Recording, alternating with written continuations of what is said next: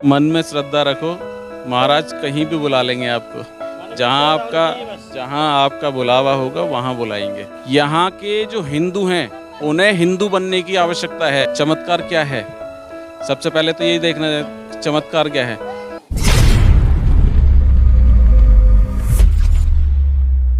मेरा नाम राहुल चौधरी है और मैं दिल्ली से आया हूँ।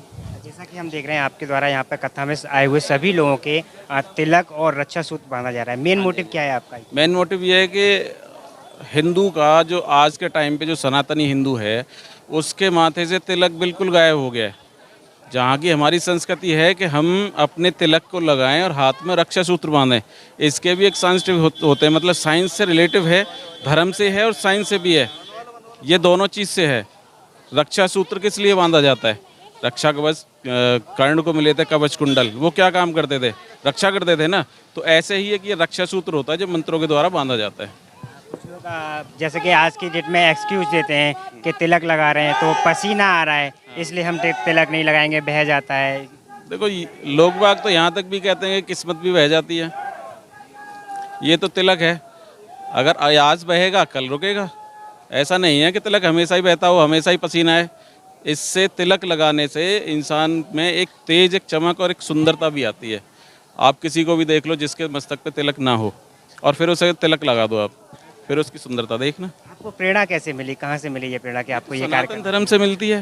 कब से आप इसी कार्य में लगे? मैं काफ़ी टाइम से हूँ, मैं करीब 2.5 साल से मैं सनातन जागृति कर रहा हूँ और अभी मैं यहाँ मुझे सेवा करने का मौका मिला है तो मैं कल से यहाँ पे हूँ। आपको किस माध्यम से पता चला कि आपको बागेश्वर गुरुजी यहाँ आ रहे हैं और कितने समय से आप इनको देखते हैं? जय श्री राम सेना के द्वारा ये तिलक अभियान चलाया गया है। यहाँ पे तिलक और रक्षा कवच सूत्र बांधने का जय श्री राम के द्वारा चलाया गया। जय श्री राम सेना संगठन है एक, अयोध्या के इसके राष्ट्रीय अध्यक्ष जी हैं, उनके द्वारा चलाया गया है।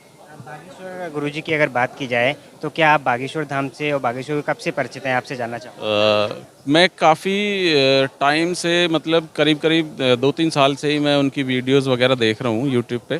हालांकि मैं अभी तक शास्त्री जी से बाई फेस नहीं मिला हूँ। कल भी मैं यहाँ पे सेवा करके गया था तो रात को दर्शन करके आया था, वो भी काफ़ी दूर से दर्शन हुए मेरे। करीब मैं उनसे 250-300 मीटर दूर से उनके दर्शन करके आया था। बागेश्वर धाम गया मैं, दर्शन वहाँ भी नहीं हुए, लेकिन वहाँ पे भी मैं बालाजी महाराज के अपने दर्शन करके चला आया। बागेश्वर धाम पर आप जा चुके हैं? हाँ जी बिल्कुल। एक चीज़ मैं जानना चाहूँगा, आपको क्यों महसूस हुआ कि आपको बागेश्वर धाम जाना चाहिए जबकि आप अपने स्तर पर एक बहुत ही अच्छा कार्य कर रहे हैं? देखो, बालाजी महाराज की कुछ जगह हैं जहाँ पे वो ज़्यादा पूजते हैं, तो वहाँ जाके उनके दर्शन करके आने में क्या प्रॉब्लम है? बहुत अच्छी बात है, वहाँ जाना चाहिए। कुछ लोग कहते हैं कि बागेश्वर धाम चमत्कारिक धाम है, वहाँ जो भी जाते हैं उनके जीवन में कुछ परिवर्तन ऐसे होते हैं, कुछ चमत्कार ऐसे होते हैं कि लोग दीवाने हो जाते हैं। आपके जीवन में ऐसा कुछ हुआ है? देखो, चमत्कार तो अपनी जो मानसिकता है ना उससे होते हैं। चमत्कार क्या है, सबसे पहले तो यही देखना है चमत्कार क्या है। अब लोग बाग कहते हैं कि भगवान नहीं देखा, आप सूर्य देवता को देख लो, देवता है ना, सूर्य हैं, अगर वो दिन ना निकले तो क्या होगा? अंधेरा। तो सबसे बड़ी बात तो देवता तो हर जगह हैं, सूर्यदेव हैं, भगवान हैं, हर जगह हैं।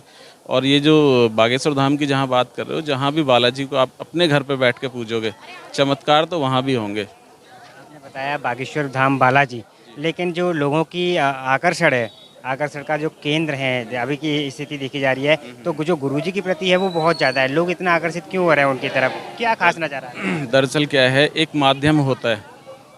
आप मेरे से बात कर रहे हो एक माध्यम के जरिए, न्यूज़ चैनल के जरिए आप एक माध्यम से मेरे से बात कर रहे हैं।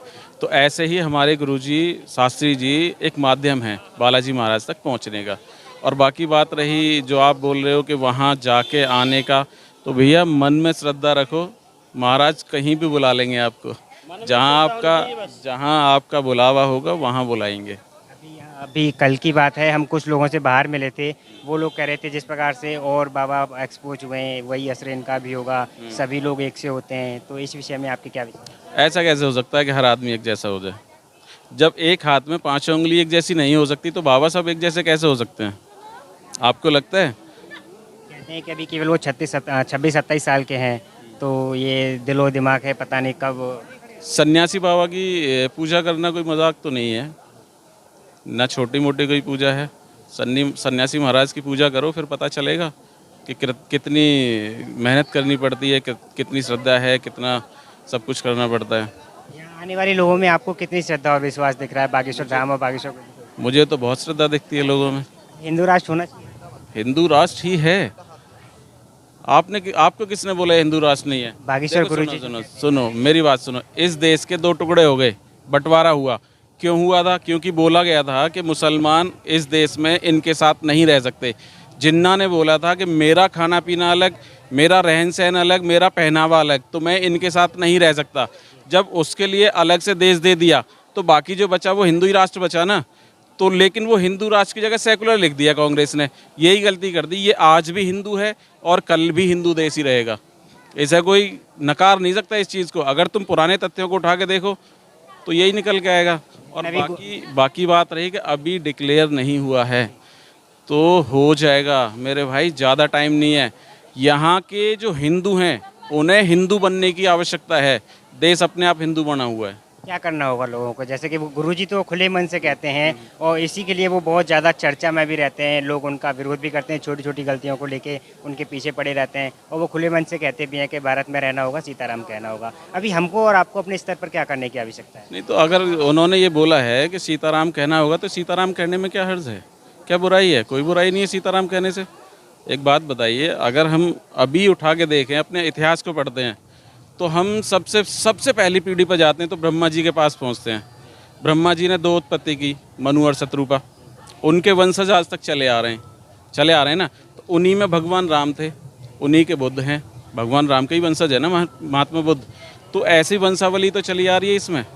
तो इसमें और अगर ये बोला है कि सीताराम कहना है तो गलती क्या है? अगर हम अपने बाप दादाओं का नाम ले रहे हैं तो क्या गलती है इसमें? आप कभी ये बोल दोगे कि नहीं जी मैं उनका बच्चा नहीं हूँ?